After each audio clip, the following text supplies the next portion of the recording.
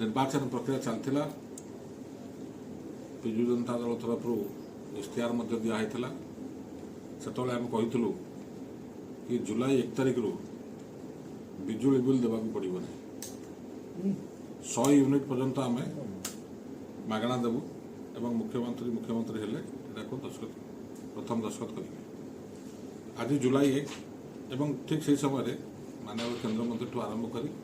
Bharatiya Janata party तरफ कहला कि बिजुली 300 यूनिट पर्यंत छाड़ करेंगे तेणु आज आपण मध्यम मो राज्य सरकार को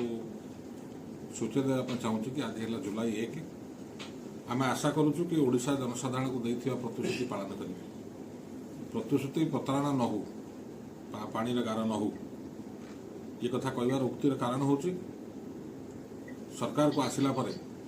माननीय मुख्यमंत्री आरंभ कर अन्य माने सरकार दल समस्त परिषद माननीय मंत्री मैंने गोटा उक्ति रखिंट कि निर्वाचन में प्रतिश्रुति को आगे पालन कर से श्रृंखला ये प्रतिश्रुति गोटे आप कहीं प्राय 5 तारीख ठार आज भितर आम ये संक्रांत कौन उक्ति शुणी ना तेणुक सरकार को सचेतन करने चेताई कि आपण प्रतिश्रुति न भूलिकी मन रखापी